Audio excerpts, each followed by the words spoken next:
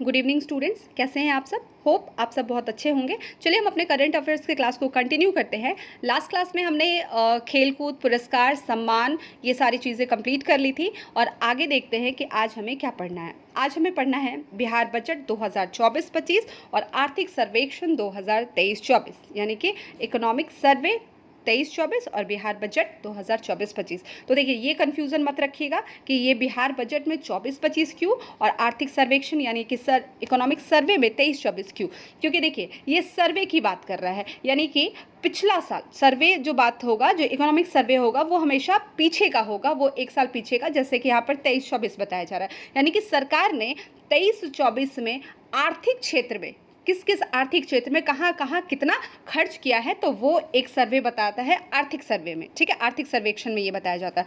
और बिहार बजट जो है वो आगे के खर्च के लिए, ठीक है, वो अगले साल के खर्च के लिए वो बिहार बजट बनता है। बिहार बजट की बात करें, मतलब बजट जो बनता है वो आगे के लिए बनता है। ठीक है, तो बजट आगे के लिए, आगे के साल के लिए, तो इसलिए यहाँ पर 24-25 दिया गया है।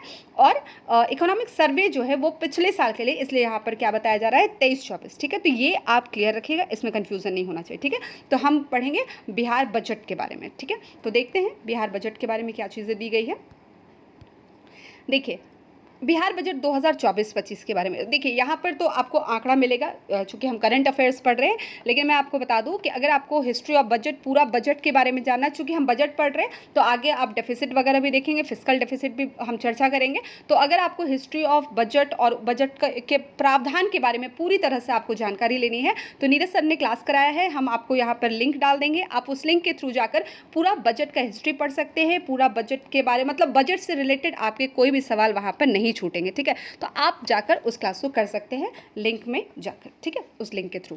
चलिए, तो हम देखते हैं बिहार बजट। तो देखिए, सबसे पहले बिहार बजट पढ़ने से पहले थोड़ा सा बेसिक नॉलेज या बेसिक बातें हमें पता होनी चाहिए। किसके बारे में? बजट के बारे में। ठीक है, क्योंकि ये राज्य सरकार की बात हो रही है, तो पहले हम बजट समझ लेते हैं, बजट क्या है। तो सबसे पहले समझिए कि बजट जो शब्द आप देख रहे हैं, ये एक इंग्लिश टर्म है। ठीक है, और एक शब्द आपको बता दूं, एक शब्द है बुल्गा। ठीक है, एक वर्ड है बुल्गा, जो कैसा वर्ड है, जो लैटिन वर्ड है। ठीक है, आप इसको नोट करते चलिएगा, एक लैटिन वर्ड है बुल्गा। ठीक है, और उसी लैटिन वर्ड जो है बुल्गा, उससे निकला है बोगेट। ठीक है, बोगेट निकला है। बोगेट क्या है? एक फ्रेंच वर्ड है, एक फ्रेंच शब्द है। ठीक है, तो बोगेट का मतलब होता है चमड़े का थैला, यानी कि लेदर बैग। और बजट भी क्या है?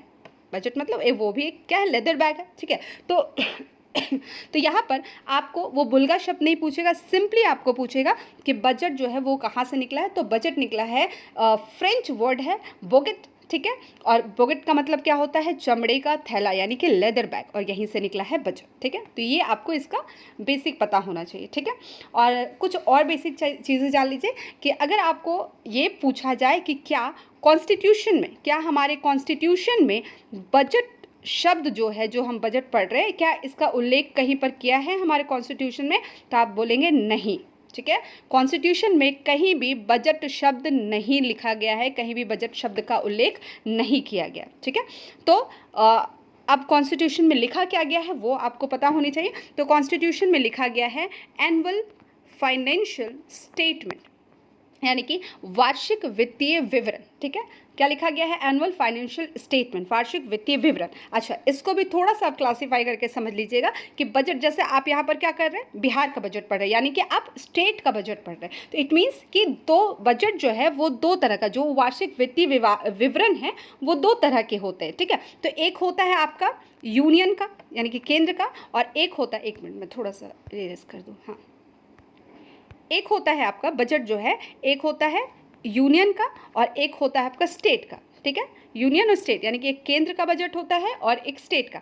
तो केंद्र जो अपना बजट पेश करती है, वो पेश करती है आर्टिकल 112 के तहत। ठीक है, ये आप ध्यान रखेंगे, आर्टिकल 112 के तहत। ठीक है, और स्टेट जो अपना बजट पेश करती है वो आर्टिकल 202 के तहत। आप ये सब चीज़ें नोट डाउन करते चलिएगा। ठीक है, तो याद रखेंगे कॉन्स्टिट्यूशन में बजट नहीं लिखा गया है, कॉन्स्टिट्यूशन में क्या लिखा गया है?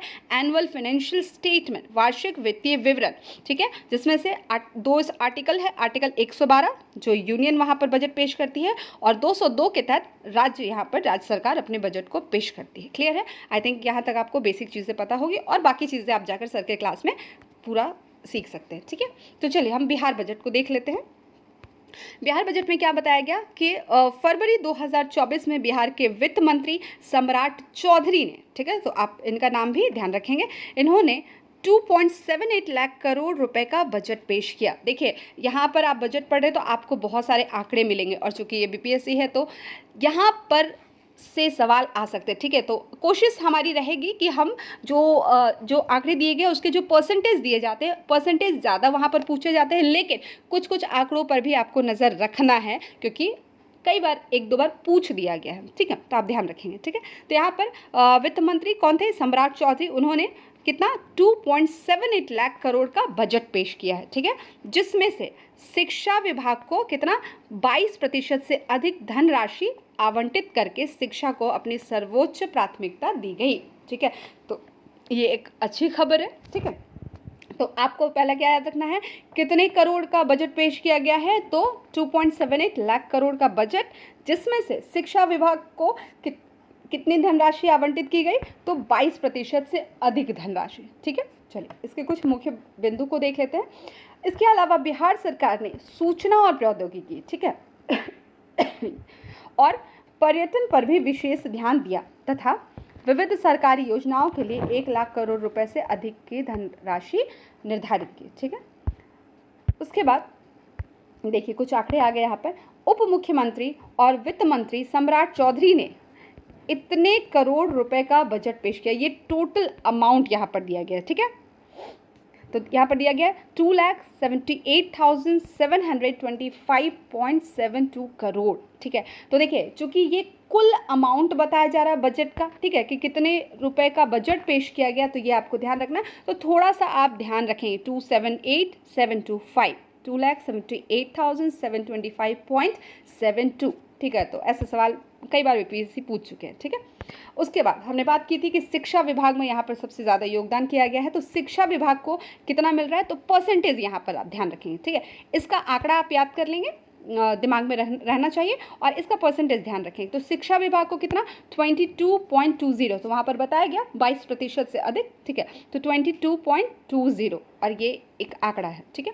और ग्रामीण विकास विभाग को दिया गया यानी कि 13,840.56 करोड़ रुपए। तो आप इसको नहीं याद करेंगे, आप इसको ध्यान रखेंगे कितना? तो ग्रामीण विकास विभाग को 13.84%, ठीक है। शिक्षा वाला तो ध्यान रखिएगा ही, ठीक है। शिक्षा 22.20%, ग्रामीण विकास विभाग 13.84%। और मैं फिर बोल रही हूँ कि आप अभी ऐसे सुन लेंगे या आपने 4 बार पढ़ लिया, नहीं, आप उसको लिखेंगे, क्योंकि चूंकि बात हो रही है यहाँ पर आंकड़े की, फैक्ट्स की बात हो रही है, ठीक है। तो इसमें आपको कहीं भी कॉन्सेप्ट तो दिख नहीं रहा है, तो आप इन फैक्ट्स को 10 बार लिखेंगे तो आपको चीज़ें याद हो जाएगी।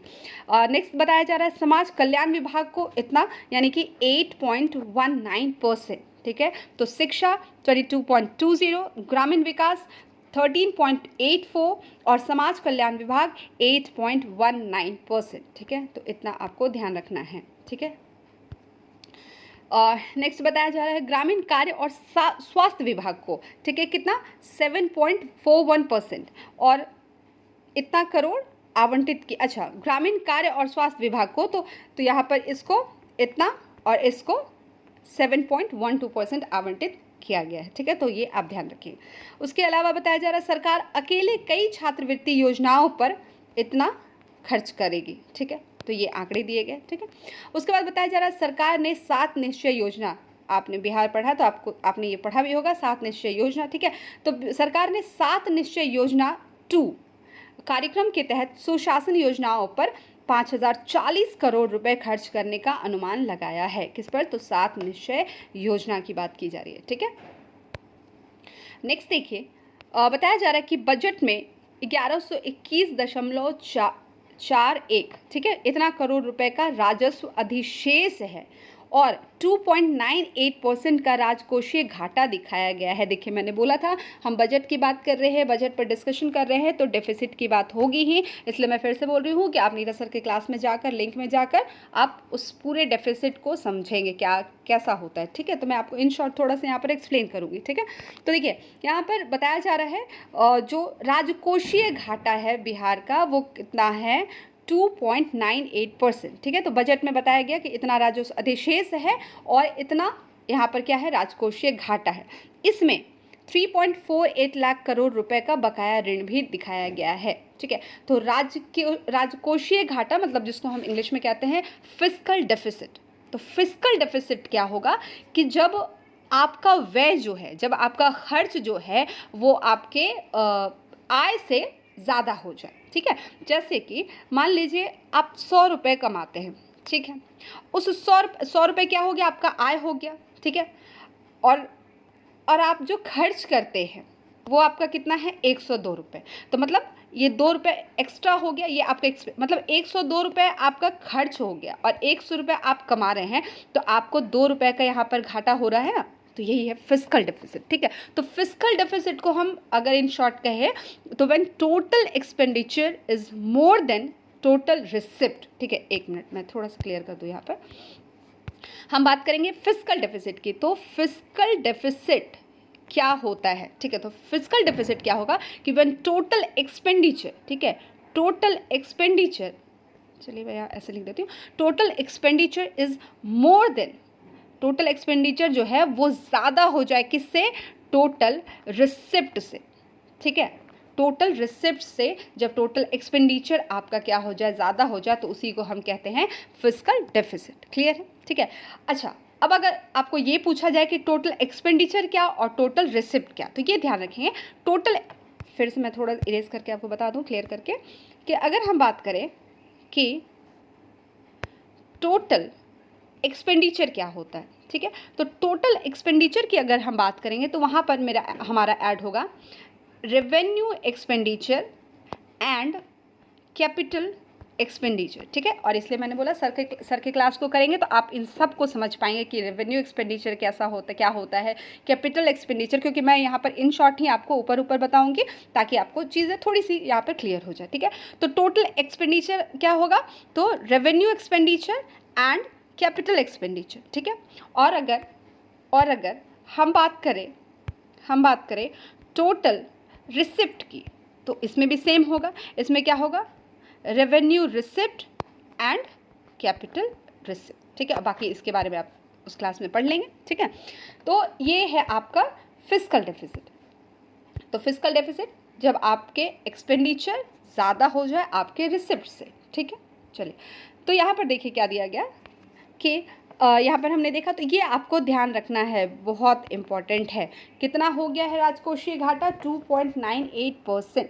ठीक है, अब देखिए 7 निश्चय योजना की हम बात कर रहे थे, तो यहाँ पर ये ध्यान रखना 7 निश्चय योजना 2 कार्यक्रम जो है, तो इसमें देखिए ये सातों आपके दिमाग में होना चाहिए, क्योंकि इससे सवाल पहले भी पूछा गया है, आगे भी पूछा जाएगा। ठीक है, तो आपको पता होना चाहिए कि निश्चय 1 में क्या दिया गया है, युवा शक्ति बिहार की प्रगति। अच्छा, एक काम और आप एक और काम करेंगे कि 7 निश्चय योजना हम 2 कार्यक्रम पढ़ रहे हैं, तो आप 7 निश्चय योजना जो पहला आया है उसको भी जब आप ये पढ़ रहे होंगे तो आप उसको भी सामने रखिए खोलकर, अगर आपके पास नोट्स है या जहाँ भी आपको प्रोवाइड वो आपके पास वो चीज़ें हैं, तो आप उसको वहाँ सामने रखेंगे 1 वाले को, और उसको और इसको मिलाकर पढ़ेंगे, क्योंकि ये पूछता इस तरह से भी सवाल आता है कि क्या पहले में ये था या ये दूसरे में है या किस में है, तो आपको वो क्लियर होना चाहिए। तो निश्चय 1 में क्या दिया गया, युवा शक्ति बिहार की प्रगति। निश्चय 2 में सशक्त स्त्री और समर्थ स्त्री। ठीक है, 3 में हर खेत को सिंचाई का पानी, 4 में स्वच्छ गांव समृद्ध गांव, 5 में स्वच्छ शहर विकसित शहर, और 6 में सुगम कनेक्टिविटी, और 7 में सभी के लिए अतिरिक्त स्वास्थ्य सुविधाएं। तो आप इसको अपने हिसाब से जैसे याद करना चाहे, कोई कोड लगाना है, कोई ट्रिक लगाना है, कुछ भी लगाना है, आपको ये 7 के सातों याद होने चाहिए। ठीक है, और इससे पहला वाला भी वो पूरा क्लियर आपके माइंड में बैठा होना चाहिए, सवाल यहाँ से बनते हैं। ठीक है, चलिए हम आगे देखें। चलिए अब आ गया है बिहार आर्थिक सर्वेक्षण 2023-24, यानी कि इकोनॉमिक सर्वे, कहाँ का, बिहार का। ठीक है, तो हमने बोला कि जब भी इकोनॉमिक सर्वे की बात होगी तो वो 1 साल पीछे का होगा, देखा जाएगा कि सरकार ने कहाँ कहाँ पर कितने कितने खर्च किए हैं। ठीक है, तो देखिए बताया जा रहा है 12 फरवरी 2024 को उप मुख्यमंत्री सह वित्त मंत्री सम्राट चौधरी ने बिहार विधानमंडल के दोनों सदनों में आर्थिक सर्वेक्षण 23-24 पेश किया। ठीक है, कुछ मुख्य बिंदु पर नजर डालते हैं। बिहार की विकास दर लगातार वित्त वर्ष 23-24 में भी 10% से अधिक रही है। ठीक है, तो ये ध्यान रखेंगे। और बताया जा रहा है आधार वर्ष 2011-12 के स्थिर मूल्य पर सकल घरेलू उत्पाद यानी कि जीडीपी 10.6% बढ़कर 4.4 लाख करोड़ रुपए होने का अनुमान है। ठीक है, सॉरी जीएसडीपी, मैंने जीडीपी बोल दिया, ठीक है, क्योंकि ये राज्य की बात हो रही है। ठीक है, तो सकल राज्य घरेलू उत्पाद यानी कि जीएसडीपी कितना 10.6% बढ़कर 4.4 लाख करोड़ रुपए होने का अनुमान है। ठीक है, तो ये आप ध्यान रखें, मैंने बोला प्रतिशत थोड़ा सा इंपॉर्टेंट होगा, वो थोड़ा आप ध्यान रखें। जबकि वर्तमान मूल्य पर 15.5% बढ़कर 7.5 लाख करोड़ रुपए हो जाने का अनुमान है। ठीक है, तो ये यहाँ पर सर्वेक्षण का ये आंकड़ा बताया जा रहा है। ठीक है, उसके बाद बताया जा रहा है कि सर्वेक्षण रिपोर्ट के अनुसार राज्य सरकार ने आर्थिक गतिविधियों में विकास के लिए लगातार काम किया है और राजकोषीय संसाधनों के बेहतर प्रबंधन से विकास से जुड़े कई लक्ष्य हासिल हुए। ठीक है, तो ये उन्होंने बताया। और फिर बताया जा रहा है कि राज्य सरकार ने विवेकपूर्ण राजकोषीय प्रबंधन के जरिए सामाजिक आर्थिक विकास को लगातार सहयोग दिया और विकास से जुड़े आर्थिक लक्ष्यों के लिए 22-23 में पिछले वर्ष के व्यय से 20.1% वृद्धि कर काम करना जारी रखा। ठीक है, तो ये परसेंटेज भी आप ध्यान रखेंगे। ठीक है, फिर बताया जा रहा है कुल व्यय। फिर देखिए यहाँ पर कुल व्यय जो है वो कितना 2.32 लाख करोड़ रुपए में से, मतलब व्यय मतलब एक्सपेंडिचर। ठीक है, मतलब टोटल एक्सपेंडिचर 2.32 लाख करोड़ में से कितना 1.84 लाख करोड़ रुपए राजस्व लेखा और 0.48 लाख करोड़ रुपए पूंजीगत लेखा से व्यय किया गया, यानी कि खर्च किया गया। ठीक है, उसके बाद बात हो रही है राजस्व प्राप्ति की। ठीक है, तो राजस्व प्राप्ति यानी कि रिसिप्ट की यहाँ पर बात की जा रही है। तो देखिए बताया जा रहा है कि राजस्व प्राप्ति 1.73 लाख करोड़ रुपए और पूंजीगत प्राप्ति 0.48 लाख करोड़ रुपए थी। ठीक है, ये इसका आंकड़ा दिया जा रहा है। ठीक है, और राज्य में दीर्घकालिक आर्थिक विकास को और भी बढ़ावा देने के लिए आवश्यक आधारभूत यहाँ पर दिया गया। ठीक है, तो देखिए आवश्यक आधारभूत संरचना में सुधार को पूंजीगत व्यय में 41.4% वृद्धि की गई। ठीक है, तो इसको आप इस लाइन को ध्यान रखेंगे। जो बताया जा रहा है यहाँ पर कि जो राज्य में दीर्घकालिक आर्थिक विकास को और भी बढ़ावा देने के लिए, दीर्घकालिक मतलब आगे की, ठीक है, तो आगे के आर्थिक विकास को और बढ़ावा देने के लिए जो आवश्यक आधारभूत संरचना है, ठीक है, उसमें सुधार को पूंजीगत व्यय में कितना 41.4% वृद्धि की गई। ठीक है, ये ध्यान रखेंगे। फिर बताया जा रहा है कि विदित हो कि बिहारियों की औसत उम्र 4 वर्षों में 1.4 वर्ष की वृद्धि के साथ 69.5 वर्ष हो गई है। तो अब बिहार में बिहारियों की औसत उम्र बताई जा रही है कितनी हो गई है, मतलब पहले तो बढ़ोतरी हुई है 1.4 ईयर की, और जिसमें से अब इनकी औसत उम्र हो गई है 69.5। ठीक है, और बताया जा रहा है कि 2010 से 14 और 2016 से 20 के बीच 16 से 20 के बीच बिहार के लिए जन्मकालीन जीवन संभाव्यता में काफ़ी बदलाव हुआ है। ये मतलब यहाँ 10 से 14 और 16 से 20 के बीच बात की जा रही है। और 2010 से 14 में औसत उम्र संभावना 68.1 थी। ठीक है, और 16 से 20 में 69.5 वर्ष हो गया। ठीक है, तो ये मतलब बढ़ा है। ठीक है, तो हमने अभी पढ़ा यहाँ पर, तो ये ध्यान रखेंगे ये चीज़ें। 10 से 14 में पुरुष की जीवन संभावना जो है वो बताई जा रही है कितनी 67.8 ईयर और महिला की 68.4। ठीक है, महिला का 1 साल यहाँ पर ज़्यादा है। ठीक है, तो लगभग और उसके बाद बताया जा रहा है कि लेकिन 2016 से 20 में महिला के जीने की संभावना 69.2 और पुरुष के 69.7 वर्ष हो गए। तो देखिए यहाँ पर पुरुष की यहाँ पर जो औसत आयु है यहाँ पर बढ़ गई है 16 से 20 में, और 10 से 14 के बीच में महिला की औसत आयु ज़्यादा थी। ठीक है, अब बताया जा रहा है कि भारत की औसत जीवन संभावना कितनी है 70 वर्ष। ठीक है, उसके बाद बताया जा रहा है बिहार में आधार वर्ष 11-12 में स्थिर मूल्य पर वर्ष 22-23 में प्रति व्यक्ति आय 9% बढ़कर इतना रुपए होने का अनुमान है। ठीक है,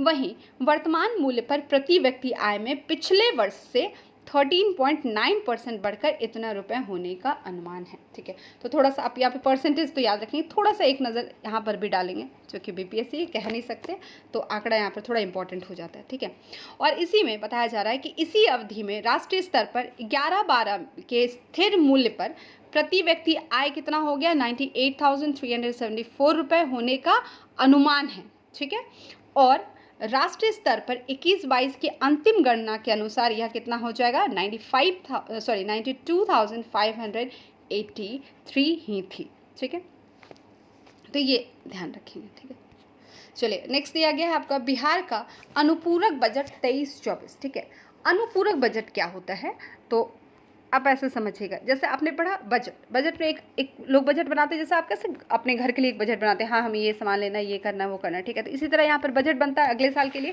कि हमें यहाँ इस क्षेत्र में इतना खर्च करना है, इतना ये देना है। ठीक है, लेकिन अनुपूरक बजट क्या होता है कि कुछ ऐसी चीज़ें होती है जो बच जाए, ऐसी चीज़ें जो ऐसी बातें या ऐसा खर्च जो हमने बजट में इन्वॉल्व नहीं किया है। ठीक है, अब उसको अलग से वहाँ पर उसकी ज़रूरत पड़ गई, तो वहाँ पर ही हम क्या करते हैं, उसके लिए हम क्या बनाते हैं, अनुपूरक बजट। तो आप इन शॉर्ट समझिए, जिसका जिक्र बजट में नहीं किया गया तो उसी का जिक्र यहाँ पर होता है अनुपूरक बजट में। ठीक है, एक सप्लीमेंट्री के तौर पर ये काम करता है। ठीक है, तो यहाँ बताया जा रहा है कि 6 नवंबर 2023 को बिहार विधानमंडल के शीतकालीन सत्र के पहले दिन वित्त मंत्री विजय कुमार चौधरी ने 26,086 करोड़ रुपए का वित्तीय अनुपूरक बजट सदन में पेश किया। ठीक है, तो ये भी आंकड़ा आप याद रखेंगे। ठीक है, और इसमें बताया गया कि इसके साथ ही बिहार राज्य माल एवं सेवा कर विधेयक 23 भी पटल पर रखा गया है। ठीक है, माल एवं सेवा कर विधेयक, और इसमें बताया जा रहा है कि 9 महीने में नीतीश कुमार सरकार द्वारा पेश किया गया ये दूसरा अनुपूरक बजट है। ठीक है, तो देखिए 9 महीने में फिर अनुपूरक बजट की जरूरत पड़ गई 2 बार यहाँ पर, तो ये दूसरा अनुपूरक बजट है। ठीक है, वित्त मंत्री विजय चौधरी द्वारा फरवरी में 2.61 लाख करोड़ रुपए का बजट पेश किया गया था, जिसके बाद मॉनसून सत्र यानी कि 10 जुलाई को 43,774 करोड़ रुपए का पहला अनुपूरक बजट पेश किया गया था। ठीक है, ये ध्यान रखेंगे आप। और उसके बाद बताया जा रहा है कि 26,086 करोड़ रुपए के, जो अभी हमने पढ़ा यहाँ पर, इसका द्वितीय अनुपूरक बजट, तो पहला वाला भी ध्यान रखेंगे और दूसरा वाला भी ध्यान रखेंगे। बजट के बाद बिहार का कुल बजट अब कितना 3.30 लाख करोड़ रुपए से अधिक हो गया है। ठीक है, तो मतलब इन दोनों को भी यहाँ पर मिला दिया गया। ठीक है, और पेश किए गए अनुपूरक बजट 23-24 के 26,086 करोड़ रुपए में से वार्षिक स्कीम मद में 16,000 करोड़ रुपए से अधिक, स्थापना प्रतिबद्ध व्यय में 10,000 करोड़ रुपए से अधिक और केंद्रीय क्षेत्र स्कीम में 60 करोड़ रुपए से 60 करोड़ रुपए शामिल हैं। ठीक है, तो ये है आपका। और बताया जा रहा है कि अनुपूरक बजट में केंद्र प्रायोजित स्कीम में केंद्रांश के वार्षिक योजना मद के 16,000 करोड़ रुपए में से केंद्र प्रायोजित योजना का केंद्रांश 22,000 एक मिनट, देखिए यहाँ पर फिर से मैं बता दे रही हूँ कि अनुपूरक बजट में केंद्र प्रायोजित स्कीम में केंद्रांश के लिए वार्षिक योजना मद के 16,000 करोड़ रुपए में से केंद्र प्रायोजित योजना का केंद्रांश कितना है 2288 करोड़ रुपए, और राज्य का हिस्सा कितना है 4828 करोड़ रुपए, यानी कुल राशि का 7,116 करोड़ रुपए है। तो आपको इतने आंकड़े नहीं याद रखने हैं। ठीक है, इतना आंकड़ा आपको यहाँ पर फंसने की ज़रूरत नहीं है। ठीक है, और नेक्स्ट देखिए बताया जा रहा है कि राज्य स्कीम में वार्षिक योजना मद के 16,000 करोड़ रुपए में से राज्य की योजना के लिए कुल राशि, ये थोड़ा सा ध्यान रखेंगे, 8,900, ठीक है, 8,900 करोड़ रुपए है। ठीक है, तो ये आपका आज का बिहार का बजट जो यहाँ पर ख़त्म होता है। फिर हम लोग नेक्स्ट क्लास में कुछ नए टॉपिक के साथ मिलेंगे। तब तक के लिए thank you, have a nice day.